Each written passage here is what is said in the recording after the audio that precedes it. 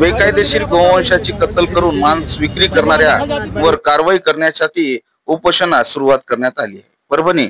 परभणी जिल्ह्यात बेकायदेशीर गोवंशाची कत्तल करून मांस विक्री करणाऱ्यांवर कठोर कायदेशीर कारवाई करावी यासाठी सामाजिक कार्यकर्ते तथा पत्रकार मोहम्मद परवेज यांनी उपोषणास सुरुवात केली आहे।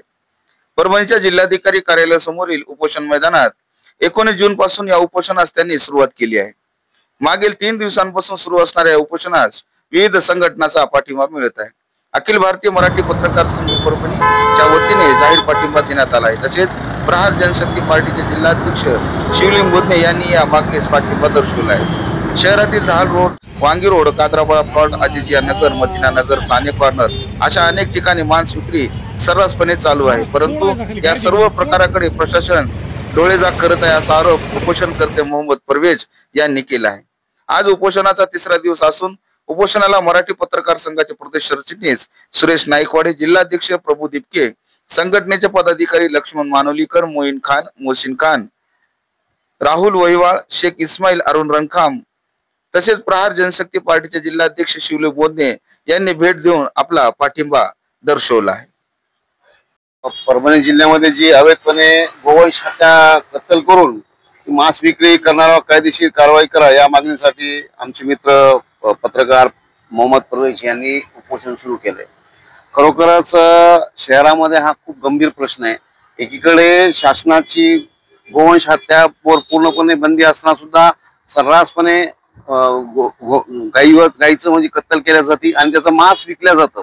आता आमच्या परवेज भाईनं त्यात स्पष्ट दिले की कोणत्या ठिकाणाहून केले जातात, जसं धार रोड आहे, वांगी रोड आहे, कादराबाद प्लॉट आहे, अजिजिया नगर, मदिना नगर, सानी कॉर्नर अशा अनेक ठिकाणाहून केलं जातं।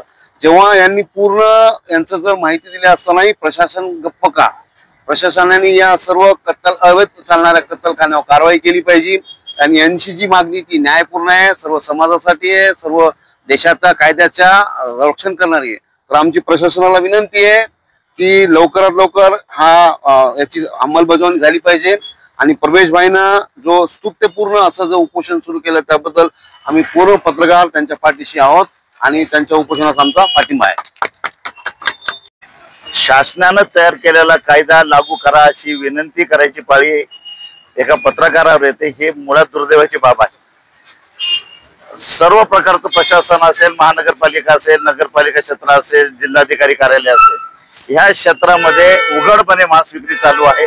गोवंश हत्या कायदा जो आहे त्याची अंमलबजावणी केली जात नाही आणि हे सगळं प्रशासनाच्या आशीर्वादानं चालतं। मोठ्या प्रमाणावर याच्यामध्ये टक्केवारी वाटली जाते आणि तिथल्या ज्या अधिकाऱ्याला मॅनेज केलं जातंय, कारण की इतक्या उघड जर ही मांस विक्री होत असेल आणि कायद्याचं उल्लंघन होत असेल आणि कायद्याचं संरक्षण करणारे जर चिळीचूपपणे गप्प बसले असतील तर याच्या पाठीमागे खूप मोठं काळबेर आहे। आणि आज मी उपोषण स्थळाला भेट दिली आहे, त्यांच्या सगळ्या मागण्या पाहिल्या।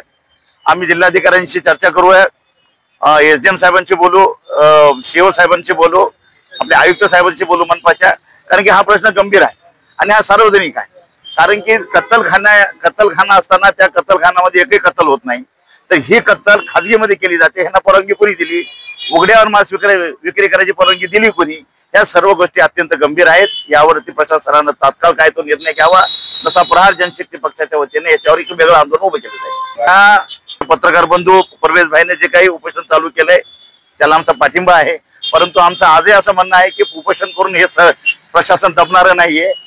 त्यांच्या उपोषणाला आम्ही पाठिंबा देतोय, पण भविष्यामध्ये प्रहाराच्या पद्धतीनं प्रशासनाला कारवाई करायला भाग पडेल। त्यांना सुरक्षित आणि आमच्या पत्रकार बंधू परवेज भाईने जो विषय मांडलाय तो अत्यंत गंभीर आहे आणि यामध्ये अत्यंत क्रिमिनल स्वरूपाचे लोक या व्यवसायामध्ये गुंतलेले आहेत। त्यांच्याही सुरक्षेचा प्रश्न आहे।